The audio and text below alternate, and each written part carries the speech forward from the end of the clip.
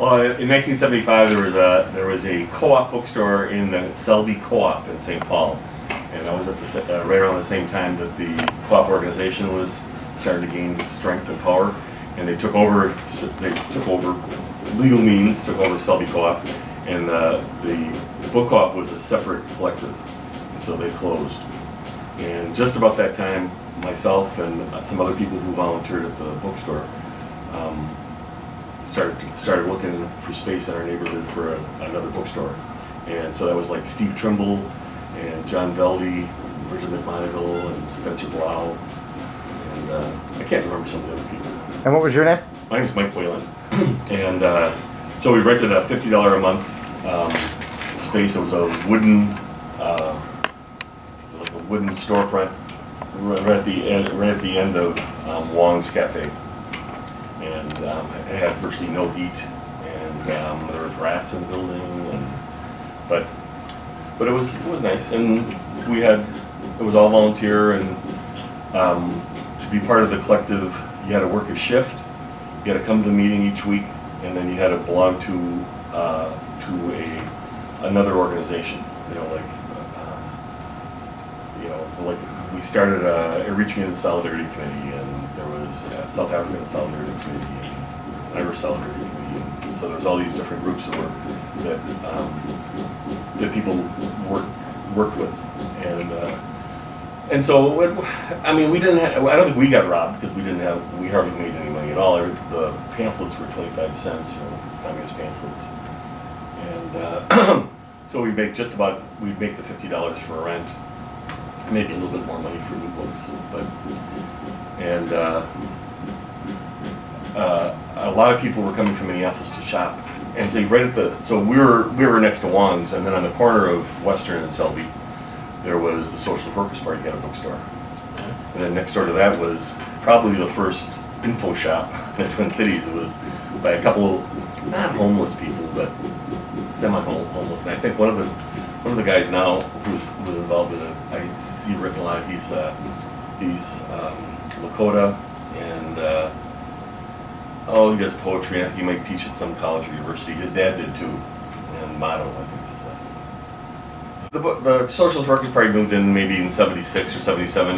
They always had, back in the '70s, the Socialist Workers Party always had really big spaces. Lots of times they would rent old halls.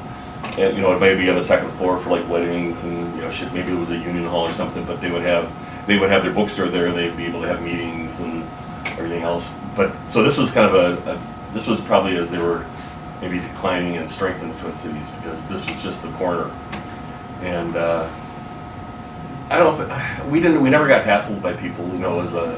Then that neighborhood was a lot poorer. We did help name a park a block away from the bookstore after a black communist. The local neighborhood organization, which was not white supremacists, but they were like the rich white people in the neighborhood, had gotten permission from the city to name it Frank Kitson Park. He was an early governor, and he was a racist fucker and messed with indigenous people in the state. And then they said they changed it to Old Town Square, which was probably even worse than that. But we talked to somebody, found out that Frank Boyd had been a member of the Communist Party. He was a union leader, and in one of the strikes, he stopped the train in the tunnels in Montana, so no other trains could go through.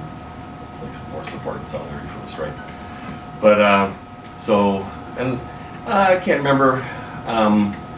The house I lived in was handing out the local newspaper, and maybe we edited it too.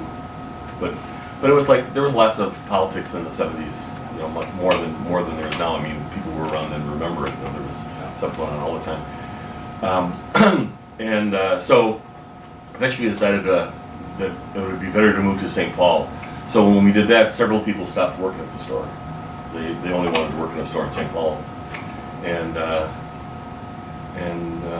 so we found a place on Chicago and Franklin, and we were there for a couple of years. And we would get hassled there. There'd be drugs coming in and causing disruption, but we just kick them out.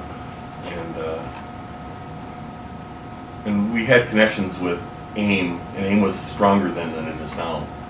And so if anybody was giving us a lot of hassle, we just called AIM, and then AIM would come down and beat the guy up or push him out. So, but it was, it was really a small store. It was probably about, maybe a sixth the size of this. That is small. Yeah, it was had a higher ceiling, so we built a second story in it. So you could shop here, and then if you walked up another step, the stairs there was more books up higher. There wasn't any other bookstores in St. Paul then. There was no. Sure. There wasn't any. There was the Communist Party had a bookstore, but it wasn't open very often. And I think it might have been on Franklin and like maybe Portland or something. It was in a, and they changed the names often too, so it was kind of a weird thing. Sometimes it might close for a couple of years, and then it would open up someplace else and be open a couple days a week. So they were starting on the decline then. Most of their members were starting to get really old, and but in St. Paul there wasn't any. And the bookstore that we were using, which was part of Selby Co-op, had organic stuff, cookbooks and things like that. But it also had leftist stuff. So we thought, why should the co-op organization and the anarchists, which were the people who were running, who had incorporated the bookstore, why should they be able to close the store? So we weren't going to keep it. We weren't going to be part of the co-op organization. We were already on their routes. We were informers or cops and everything else. They were really good at calling people names. Yeah, names. So, and our politics were, we would call anti-imperialist. We were more associated. Everybody at the store would be more associated with the rest of the left, not the old left. So we would have been. There was no new communist parties then. They were all getting ready to start parties, and so that was, and virtually all the things like NACLA and all those were all in that kind of genre too. They were really critical of the Soviet Union and critical of the old left politics in the 40s and 50s and 60s. So, and we'd had study groups, and I mean the store when it was in St. Paul was also real small. It wasn't very big at all. So, and it's torn down now. When they started gentrifying, it was just a wooden store that had no basement. So the rats are gone. So whereabouts in St. Paul was it? So in Selby and Western. Selby and Western. Right across from W.A. Frost. W.A. Frost wasn't there when we moved in though.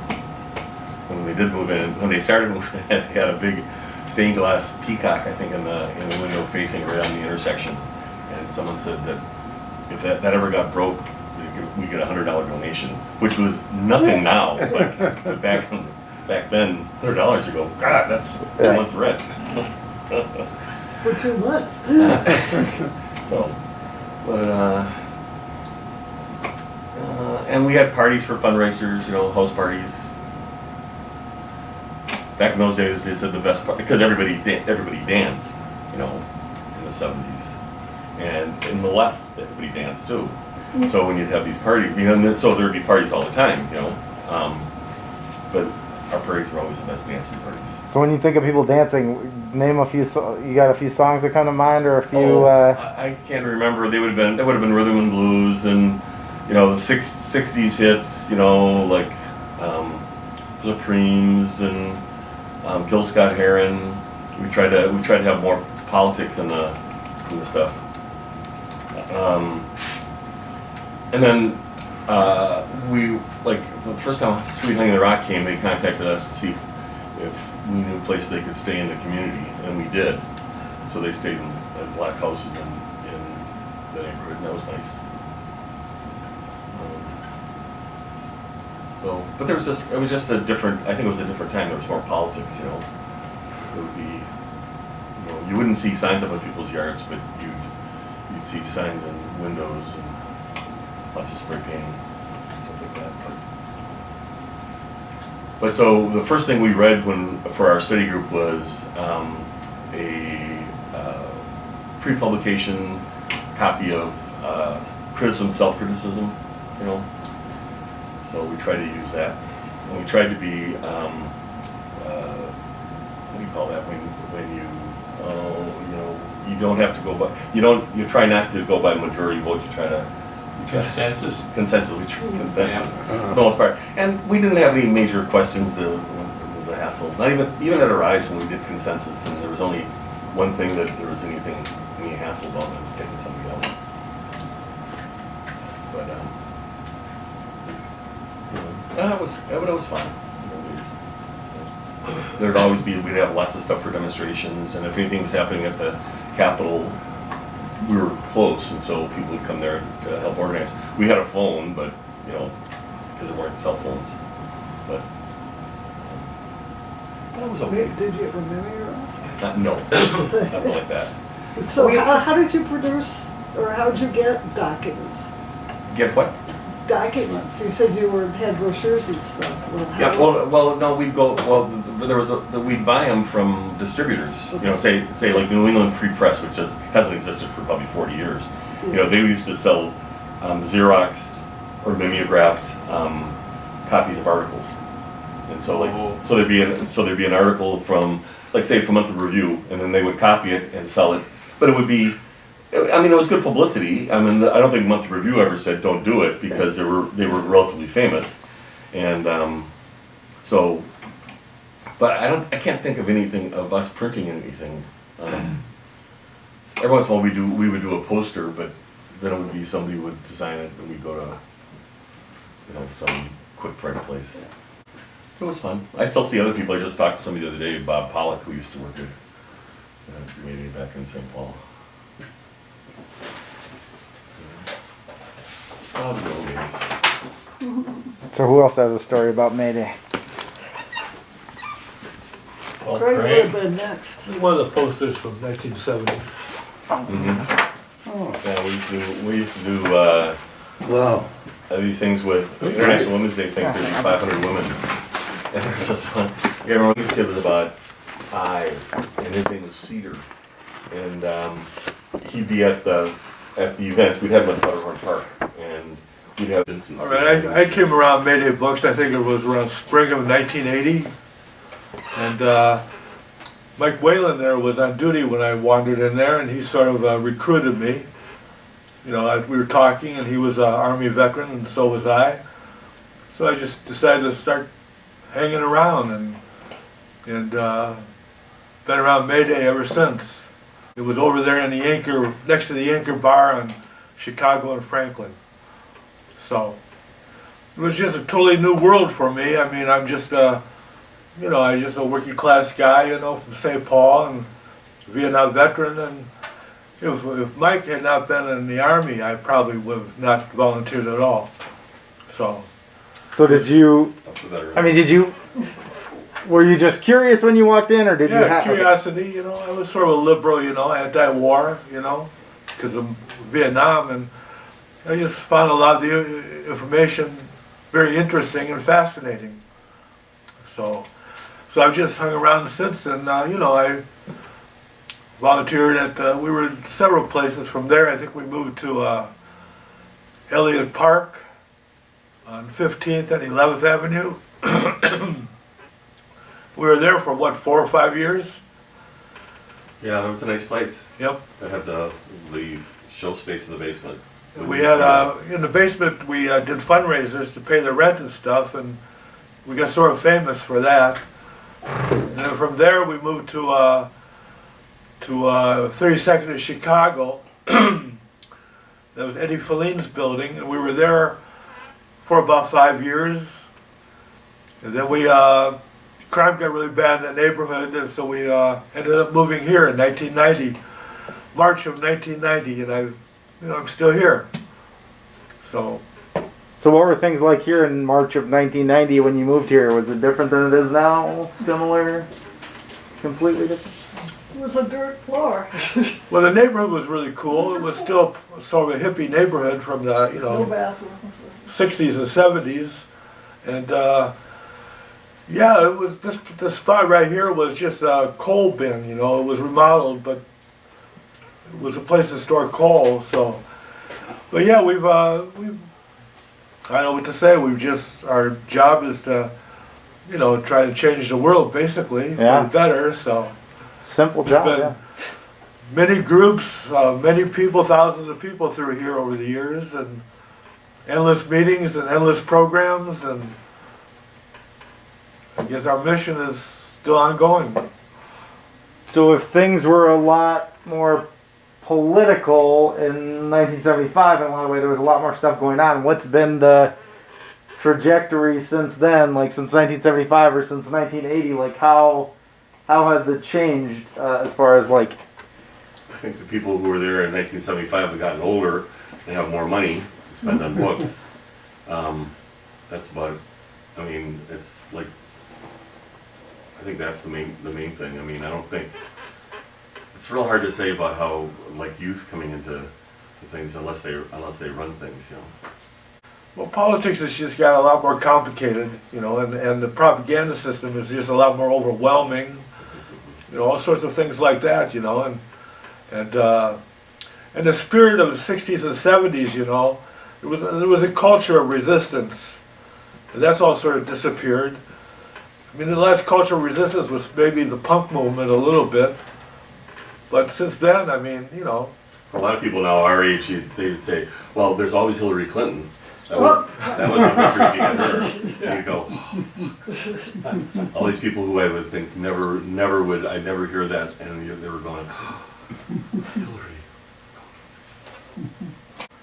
Well, during the Persian Gulf War, we'd have meetings here of over 100 people, which is insane. Just people packed all over. and everybody was smoking. And everybody was Jesus Christ. And back then, I remember the big debate was, should we starve them or should we bomb them? And it was, and we were always saying, neither one of these is a really good plan, So I think we've progressed since then, that there were anti-war people who were saying, no, we should put sanctions. That's the more humane way of conducting war. And now they're not fooled by that as much as they were at the time. But that was a real debate, I remember, back when we had huge meetings here for a while. And the anti-war movement was never unified. There were always big splits like that, and just like there's splits now over, what to say about Ukraine. Yeah. So there's always been splits, and the anti-war movement has always kind of gone up and down, but we've never had the propaganda that we have now. Yeah, I was gonna say they don't even. Now the U.S. doesn't worry about whether they should bomb them or starve them. They bomb Afghanistan for 20 years and then start starving them, and 90% of the population doesn't even have the food they need to survive in Afghanistan right now, because Joe Biden is starving them all by holding hostage $7 billion or whatever for the central government. So, but there's also a thing so I got involved in 1985 probably, when we were on Chicago and Franklin. 32nd. Yeah, in Chicago. Yeah, at Modern Times.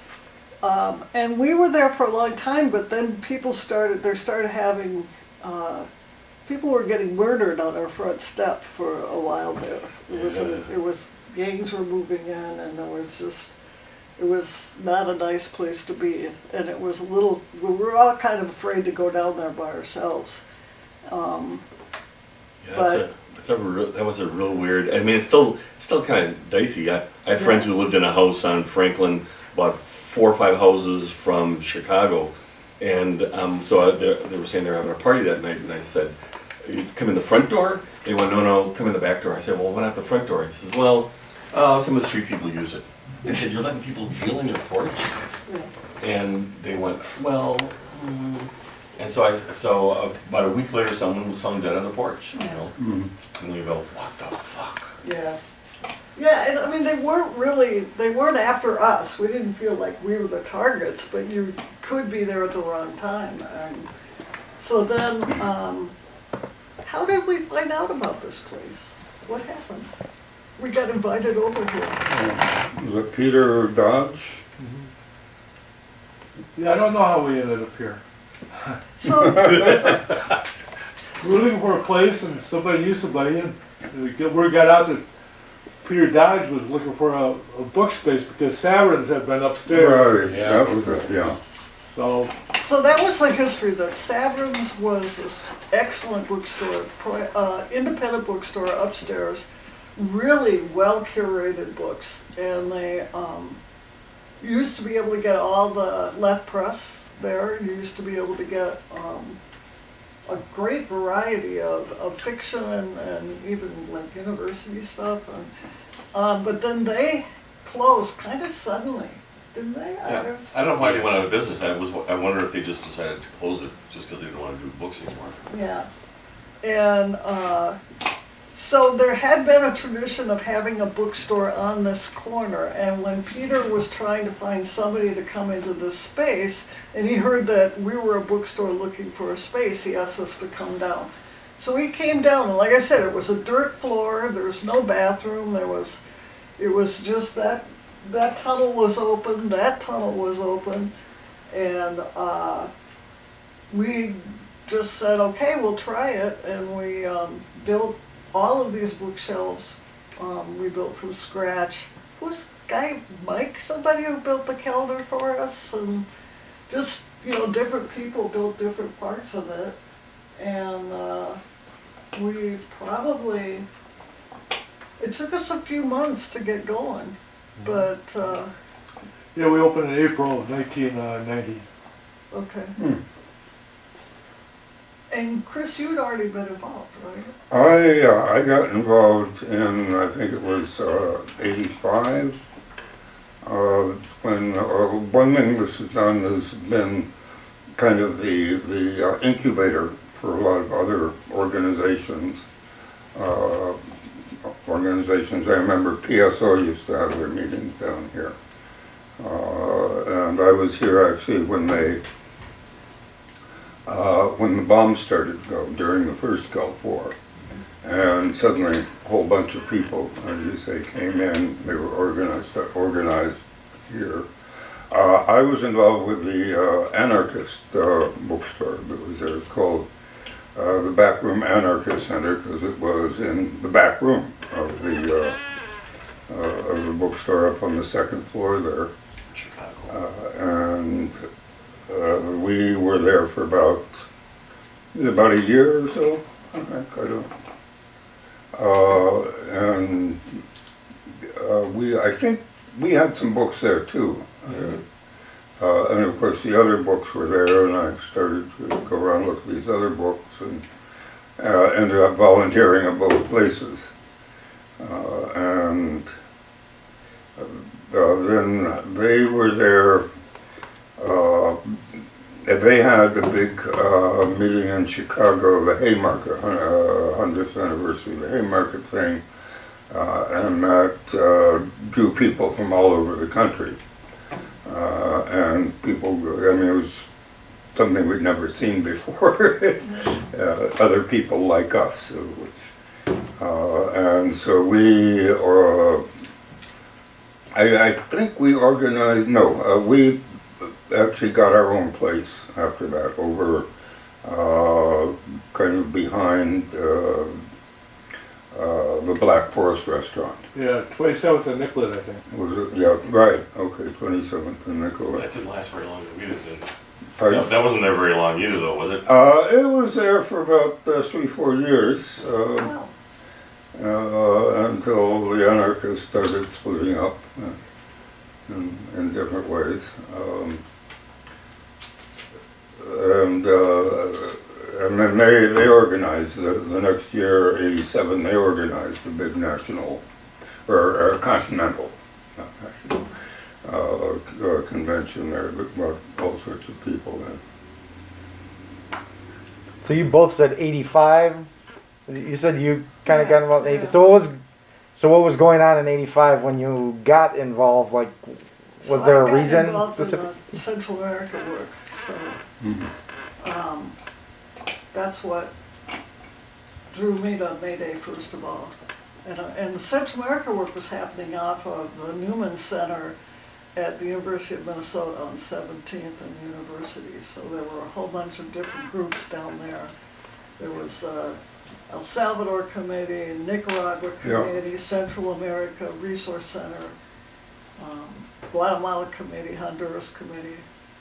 So there were all kinds of different committees focusing on different work. But, you know, mainly around the El Salvadoran War and the Nicaraguan War, and the Contras and the whole thing, so.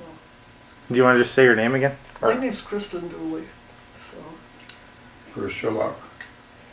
And so you said you were involved with the Anarchist Bookstore before you got involved with? Yes, that's how I found out about this. I'd seen their tables around, and, you know, thought they must be like some kind of weird splinter group or something.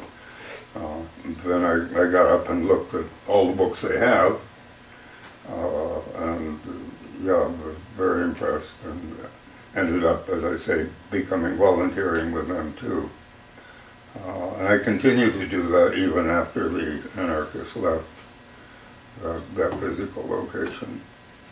Well, so the anarchists were there, but when was Arise working out of the back room? Arise? They'd work out of the back room. There was no background. They never worked out of there? I thought they did. Where did they do the newspaper before? Oh, I see what you mean. That was the research. That was the South Africa Research Center. Right. They just did it. Everybody still volunteered here, and so it would just be when somebody was volunteering, they would come in and put the newspaper together. They did the newspaper in those, what do you call it, light boxes. Right, You know, so they didn't have a computer person. So there was just a tremendous amount of work going on with that too.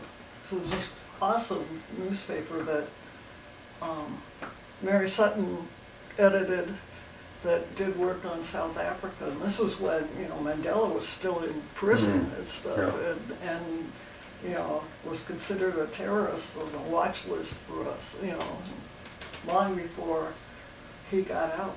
So there's just incredible work going on out of May Day from different activist groups doing different things. So what? I haven't been at May Day in a while. So what's been going on at May Day in recent history? Who's who?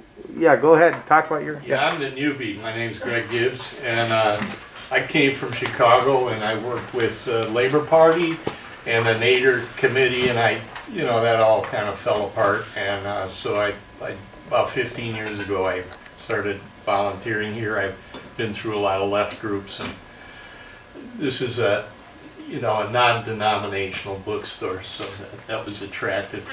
But speaking of older people, I mean, we've had some memorials for people who have served here and who passed away. You know, Tom Dooley and Earl Balfour and Bud Schulte, people who are. I mean, this is also a social center. It's not just a bookstore, and it's a meeting center too. But so we see. What's our own aging among some of us, not all of us. There's new people around too, young people. A lot of young people are coming to buy books in here. It's not just people with union jobs and who are over 60. There's a lot of young people coming in now, and we're close to campus. I don't know if that's part of it, but we have lots of people come in from other cities. They read about it, and this is when May Day. Corey Matson basically became started the I think the Facebook grouping, and he started the blog, and he started the website, and I took over the blog and I took over the website. Another fella does just recently started Twitter. So we got now we have an electronic presence. We got Wi-Fi you know, which, you know, it took a while. I think that was what, 10 years ago? We got Wi-Fi finally, maybe? You know, I don't remember, but we've had, you know, I remember the Northwest strike, and this was like a kind of people would meet here before we went over and messed the scabs up over in the corner. I remember that because I was there. And, you know, so it's kind of a base area for events around here. That people go over and complain about Klobuchar. Her office is right real close. And the Mayday Plaza here has become, you know, kind of, I mean, you guys named a park close to you. Well, we're trying to name this Mayday Plaza, you know. That's City won't do it? Yeah, I don't think so. I would think they'd do it no, I would think they'd do it in a second. Yeah, maybe they should. We should ask the older person. Anyway, you know, and demos start here to go around, anti-war demos or against the bombing of Somalia or something like that, start here. And you know, even the Craig, you named the rant and rave, and people come here to get the bullhorn. The table behind you there. Yeah, it's ready to go out, or came back in. Just came in. So, you know, it's like a base area now. It's very tiny for a Maoist base area, but it's nevertheless it's like an institution, and the left doesn't have many institutions. You know, that's a problem. You know, I mean, you could consider maybe the co-ops of kind of semi-institutions, but this is truly kind of a working class base, you know, which is nice. So, Interesting point, yeah, because everybody else that, you know, I was active with is gone. This has been here for how many years? Been in this spot for 32 years. Yeah, the groups, people used to complain about other groups and you know, Right. too militant or not. Or even like the Marital And- Resource Center that was here, that's gone, and the Resource Center of the Americas, that's gone. Yeah, You go, yeah. what the hell? And they had their own building. Yeah. Well, so did Arise. Yeah. So you said you're the newbie. So did you say what year that would have been I'm approximately? trying to think. It was like, I think after the Nader campaign, we had a Labor for Nader group, and then, you know, anyway. So, I was looking around. I didn't want to join a hardcore organization because I'd been in enough of those. So, you know, so that's what happened there. And Earl, actually, Earl was there. He was leading the parade of cars to block the entrance to the gates of the Northwest, and he was the one who killed his car, so the whole thing, nobody could get in, you know, and he had to go to jail, so people had to go bail him out. But here he is, you know, what was he, probably in his 70s at that point, you know, but he was a volunteer here, you know, and he'd gone through a lot of left organizations too. We worked on the hormone strike with Earl and Jeff. Worked on stuff at St. Paul Ford plant. Worked at the P4 in South St. Paul, which was a pork processing One plant. of the last processing Yeah. plants in Minnesota. And worked with the nurses. We actually, when the university professors went on strike, a lot of them held their courses down here. And then when the nurses were on strike over on at Fairview, they would come here to get coffee and bathrooms and stuff. So we've done a lot of strike support over the years. It's slow. This place is almost like a union hall sometimes too. Yeah, that's good. Yeah. No, I mean, like you said about, you know, like everybody's saying about working class institutions, it's so, I think it's so important. I mean, I think about, you know, like a party or whatever as like, you know, I think that such a thing, you know, like a working class party, a labor party is good, but it's like there's so many other institutions too that like, you know, it's really important to have these other institutions, and I think bookstores. Does anybody, what are any big successes that folks remember from different movements or different union campaigns or anything that jumps to mind? Successes are always nice to hear about. Seriously, there's some out there. I know. I'm sure there's been a few. Because one of the first things, I used to work at the university for a long time. The first thing I got involved in was during a sit-in in the I think the president's office or something, there for the divestment campaign, and we managed to disrupt one of the regents' meetings when they decided not to do it. And about 3 or 4 months later, after that, during the summer, the university changed their position. They divested, and of course Mandela was eventually freed. So Mike, originally, how did you choose the name Mayday Books? Then we all voted on which name. I can't remember. There was like Wildcat was another one that we were thinking about. I can't remember what other, but then they said the sort of consensus Mayday was a better name than Wildcat. I mean, considering pro-union politics, I mean, we're named after, the strike for an 8-hour day in 1886.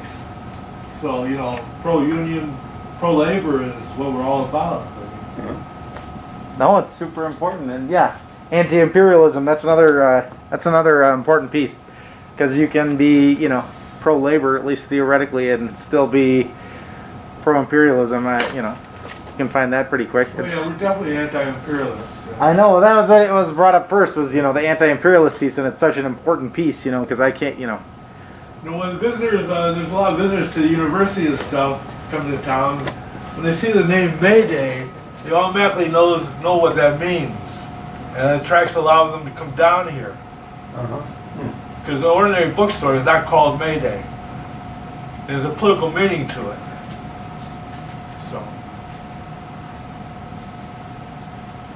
So the George Floyd thing, I mean, we didn't get busted in. There were patrols around the neighborhood. A lot of things were boarded up. But we have had problems with crime, which is why there's now bars across the windows. Oh, wow. Somebody came through one of those windows and attacked, who got it? Yeah, attacked you. You're kidding me. And another volunteer, Solomon, was attacked. And so we've had real problems with junkies and robbery. We've had about 5 robberies over the last 3 years, maybe. And they caught one out of that, because everybody's masked up and. Oh, they came in and robbed with Yeah, guns? yeah, Oh, yeah. geez. Not with guns. Oh. I mean, these are punk kids taking advantage of, people who aren't going to be able to fight back as well. And they're going after things like your wallet, your phone, Phones, Just cash. But the junkies and the dealer have decided not to hang out in the steps here. Craig and I talked to them, and they said, and now they've disappeared for a while. Now maybe they're here at night. Are they still at night? Get a hose that you can turn on. Honestly, I have no sympathy at all for them. There'd be drunks causing hassles, and you just pick them up and throw them out. Go, don't fucking come back, or I'll call the cops. There would be people. There would be needles all. You have to deal with them. Otherwise, they'll steal the inside. We had one dude that would come in with a big backpack, and he'd come in and we had at Arise we had a bunch of aisles, and he'd be down the aisles looking. He'd be in for 45 minutes, and he'd buy And so then one day I stopped him. I said, "Can I see what's in your bag?" And he goes, "No." And he finally brought out. And he had like 6 or 8 books, brand new books, and he was doing that 2 or 3 times a week. I'm going, what the fuck? Why didn't somebody ask him about this stuff? Too liberal. Yeah, too liberal. That's the thing. Is you go, what the fuck, man. But so it goes. And then sometimes there's internal stuff too. You don't know what's going on, and someone who's a volunteer is taking money. So another interesting thing is that Mayday Books becomes almost a tourist site for lefties. There's a lot of people from all over the country that come in here, and they find out about us somehow. And from what people tell me, we're one of the last bookstores like this in the whole country. You won't find something like this in most of the big cities anymore. Stores like Mayday used to be around, Yeah, they're Yeah. Almost every city had one. Doesn't Chicago? Yeah, New World Resource Center. And now, yeah, we're, yeah, it seems I like remember from that. what people tell me, we're the last one So Jay Cooper that's did. friendly They to were all these close to different one. tendencies, They were racist. you know, That was- left in the country. Yeah, when I was in Winnipeg a few times ago, I went to Mondragon Books or whatever that was there. That's not there anymore. Do they still have the building that was in? Uh, It's that kind now too. I think the building was there the last time I was there, but the bookstore It's still wasn't owned by the. there. it was- That I don't know. I don't know who owns the building anymore, but they had a bookstore. They had just put a restaurant in it Yeah. or something when I was up there last, but then yeah, somebody said it wasn't there anymore and I walked by. There was still, I think there was still some graffiti. That was a bunch of years ago now actually, even so I wouldn't know, but yeah, it was, yeah, I went there. That was pretty cool, and then yeah, it wasn't there anymore unfortunately. So there's a lot of those What city? Winnipeg, Canada. So those are, my wife and I went on our honeymoon too. Up Winnipeg and then north of Winnipeg up to Hecla Island on Lake Winnipeg. It was nice, and they have the Rainbow Stage. We went to see Strike the musical at the Rainbow Stage, which is about the Winnipeg General Strike, the 1919 General Strike, and it's a really neat building too because it's like it's indoors, but it's got like a big ceiling over the top, and then it's got a big cement around the thing, but there's like a couple foot gap between the top and the bottom, so it's like open to the air in this giant park. And then if you go out to where like the vendors and food and stuff is when you're like on intermission, that's all the way outside. It's just got like a wall that kind of curves around and you're outside, so it's a really nice space. And then it was crazy, all the people in the play like played, it was like even like down to like 7-year-old kids like played an instrument and sang and danced and acted. So these kids are like playing fiddles, and so it was just like I was very impressed with the abilities of those young people in the play. It was pretty cool. So yeah, we're in a bookstore. So does anybody have any book recommendations? Anybody reading anything good now, or something you've read before that you think? I mean, obviously the classics are up for. My favorite book is The Black Jacobins. It's about Haiti. It's a good one. C.L.R. James. Yeah, it just shows how you can have a revolution happen in a country, and white supremacists in France were having a revolution at the same time, but they didn't believe revolutions for non-white people was a good thing, you know. So it's kind of an interesting trip, but it's a good book. Yeah, that's a book we keep in stock. Yeah. A lot of these classics like that, we keep them in stock, you know. So you can always, if you want Black Jacobins, you know, Mayday has it.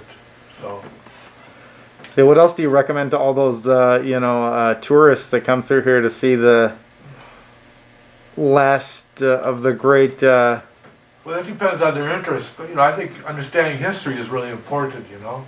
True history, you know. I mean, when I joined the Army, I had no knowledge of anything. Most Americans don't. There's no reference points for them. When you talk politics, you know, they don't, you know, they're just, I mean, the public school system in this country is terrible. And they want to make it worse because they want to ban like all the books now, pretty much. Right. It sounds like that's a pretty good strategy actually. I was just we were looking at Chinese history and the different times they, this is going way back, but it's like then they burned everything and now nobody knew anything about what had happened before that, and it's like, oh yeah, that can be an effective strategy if you just destroy everything that may be harder in the digital age, but. When I joined the Army in 1967, I probably couldn't find Vietnam on a map. No discussion about that. You know, we won World War II, you know, and the recruiters in the high school all the time, St. Paul Central. So, you know, I didn't learn anything in school, any history. So I had to learn it the hard way. I was told communism was bad, so I joined the Army to fight commies. They happened to be in Vietnam, though. So, Yeah, I recommend the new Jim Crow a lot, which is a terrific book by a woman who wasn't convinced of her theory when she started showing that, you know, Jim Crow is alive and well, but it lives in our prisons now. And our prisons have made slavery completely legal, and so that can really be an eye-opening book for a lot of people. Although the George Floyd movement, people are a lot more educated about the way the African American community is discriminated against completely by our justice system. So that's a good one. But the other thing is, like, now if you look at modern bookstores, you can, some of the books that we have in here, you can find at a mainstream bookstore, but not all of them. You're not going to see this many radical bookstores anywhere else in the country than you see here. And we're kind of proud of that. There's a fellow that came through from Majors and Quinn, which is a local kind of liberal bookstore, and I asked him, you know, what's the overlap between your bookstore and our bookstore? And he said, oh, maybe 10%. So, you know, so the other 90% people don't have access to. And I mean, we have every top leftist in the world in this store. You know, we've got history, we've got black liberation, women's liberation, we've got Marxism and socialism and environmentalism, and I mean, it's like trying to pick your favorite color. You only do that when you're 5. So there's so much here, you know, and it's not at Moon Palace, and it's not at Majors and Quinn, and it's, you know, it might be in some used bookstores, secondhand, what do they call it? Second Story Books, you know, has some good used stuff over there. Half-price books? What do they call it? Half price? No, the one up in Dinkytown. Oh, yeah. And Bookhouse. Bookhouse, yeah. Yeah. So It's up on the second story now. yeah, and they have, you know, they have used stuff, and so they might have some, and we have a lot of used and cutout stuff too. But you know, you're not gonna. This is like a destination kind of. What is it? A niche. A niche. It's almost, to an average person that comes in here, it's almost overwhelming. Yeah. Where do you start? Right. The funniest thing is to see the students that come in, the young people, but they don't know. They might be going to Midwest Mountaineering, and they do a circle around the store. They don't touch anything. They don't look at anything. They make a complete circle, and then they go out the door, because it's like being in a foreign country. You know, it's like, I don't speak this language. You know, so it's. And that's not all the time, but that happens, and you can see it, you know. Well, what about your, you know, you sell the books. Are there any books that people have been coming in asking about recently that do come in here, or things that have been picking up in popularity that weren't The before? last few years, we've been selling a lot of more left thought. Marx, Lenin, Mao is coming back. A lot of people buying Maoist stuff. So, yeah, that section over there, the theory section, selling a lot more books out of there. So, yeah, I mean, I have to reorder Capital by Marx all the time. Capital Volume 1, 2, and 3. So that's shocking to me. So, Yeah. That's different. That's new.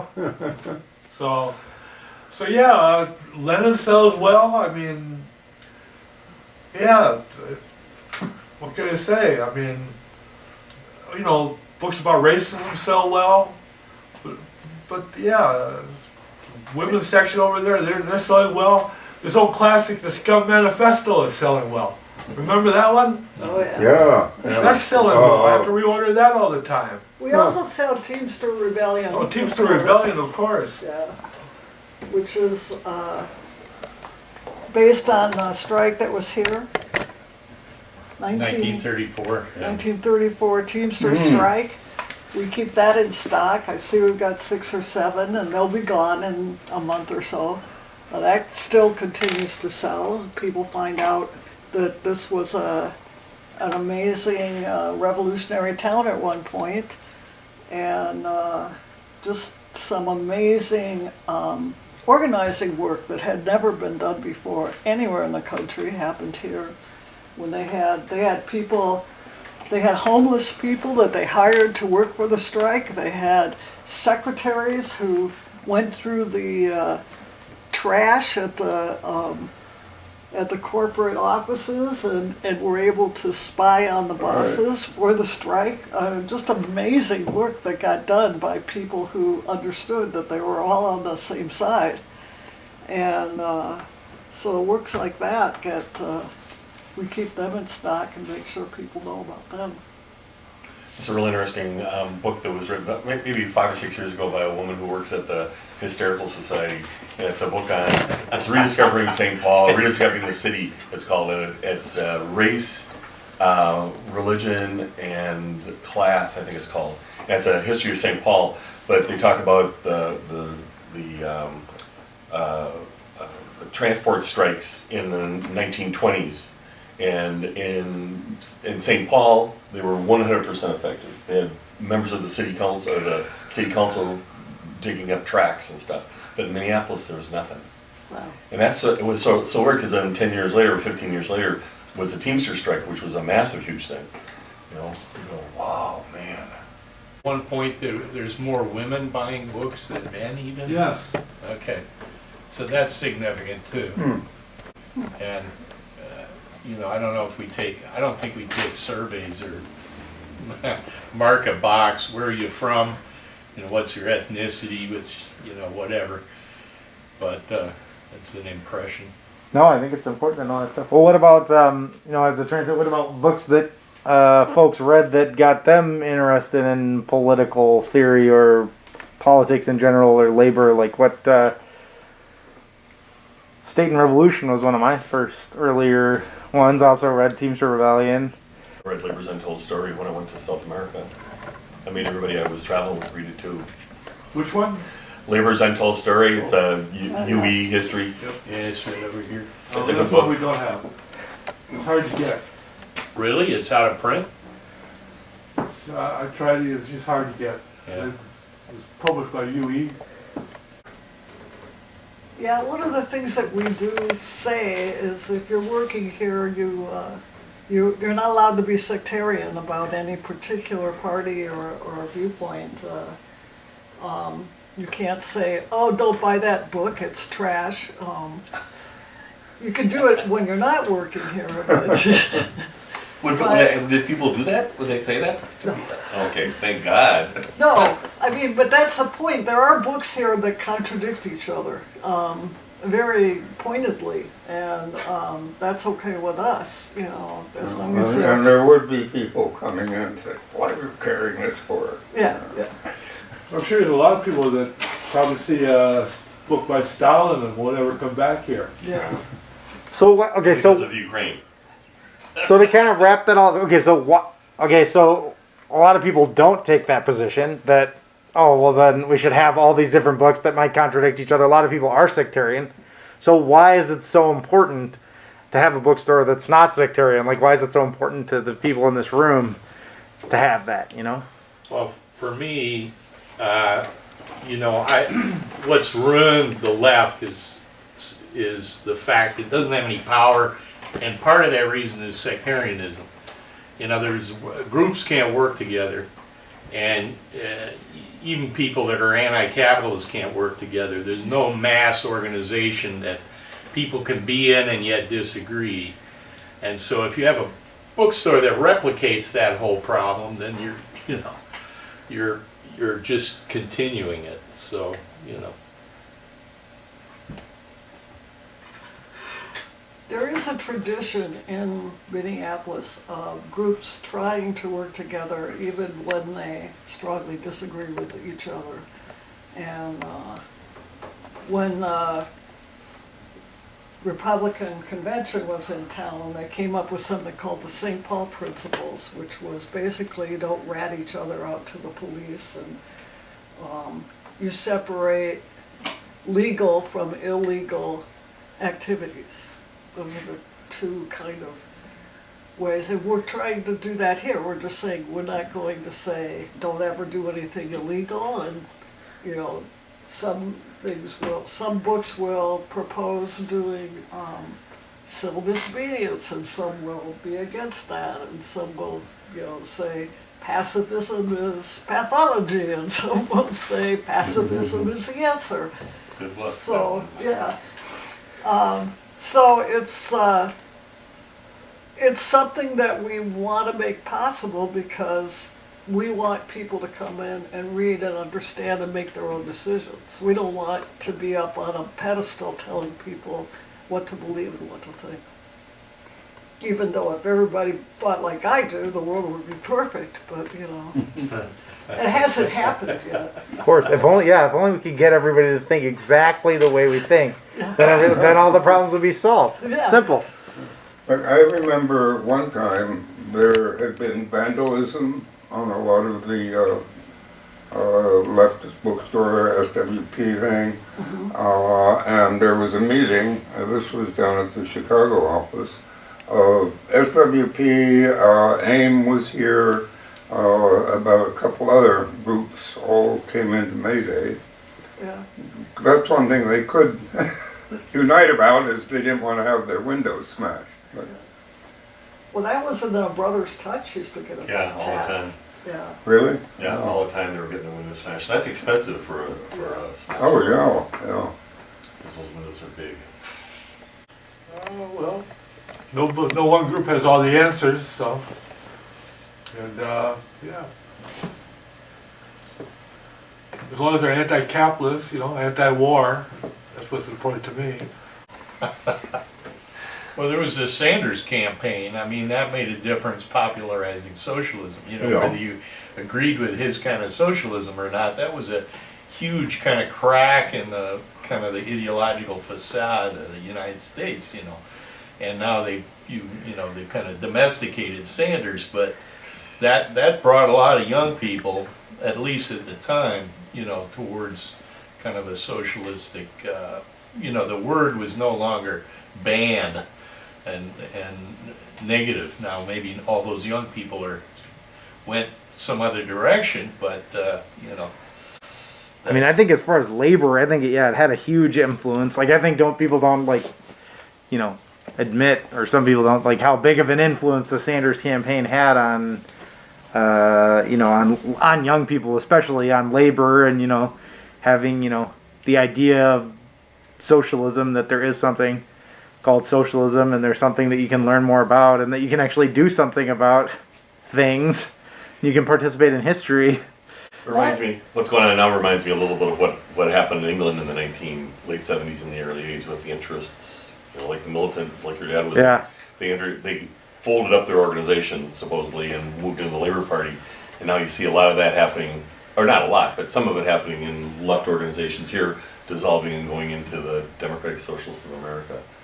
And you go, But there's also, Starbucks unions and Right. Chipotle Amazon has a workers, union yeah. now. It's pretty exciting. That's pretty exciting stuff, I think. And we'll see what comes of.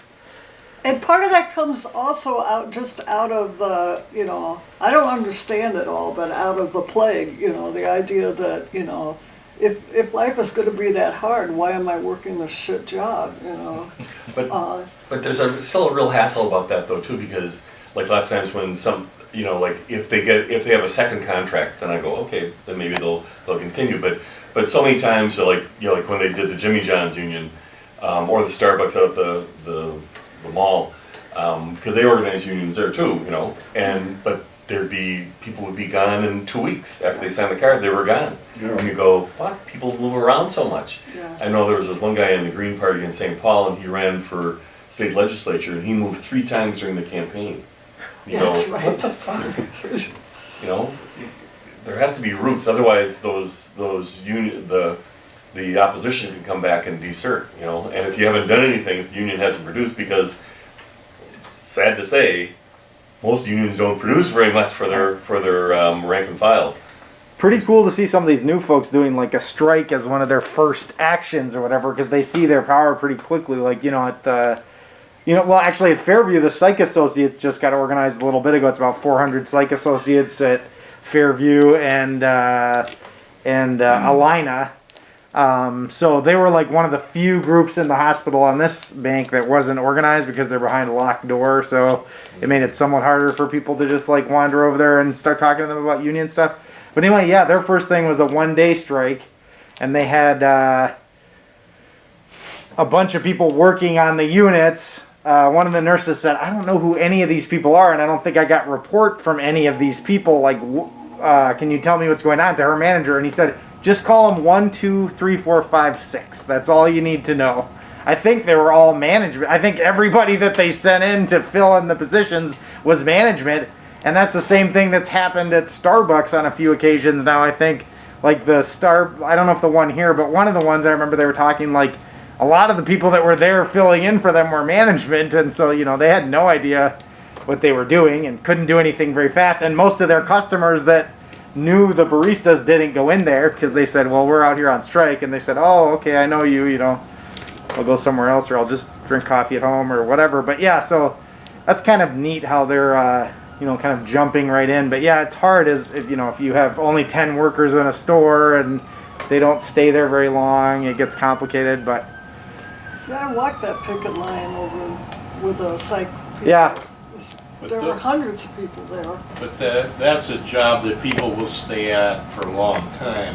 yeah, they have, yeah, some of Yeah, them. it's not a job that you're gonna just move through, so- Well, if you can get any decent benefits or decent wages, maybe some of these others would be. Yeah, That's the would thing. stay, Like yeah. they showed at the I know the first time in the IWW was doing with the Starbucks and Jimmy John's and whatever. That was like eyes on the fries that they showed. That was one of the things, and it was about like how there's no magical reason that that fast food work is just like has to be terribly paid forever and ever or whatever. Like it depends on the organizing. It doesn't, it's not like, some work is good and some work is bad and some people should be paid nothing for some work. It's like, all depends on what you're actually doing to put pressure on those in power is what determines, what you're going to be able to get. And there are people making decent wages at fast food places that aren't in the U.S., so it's possible.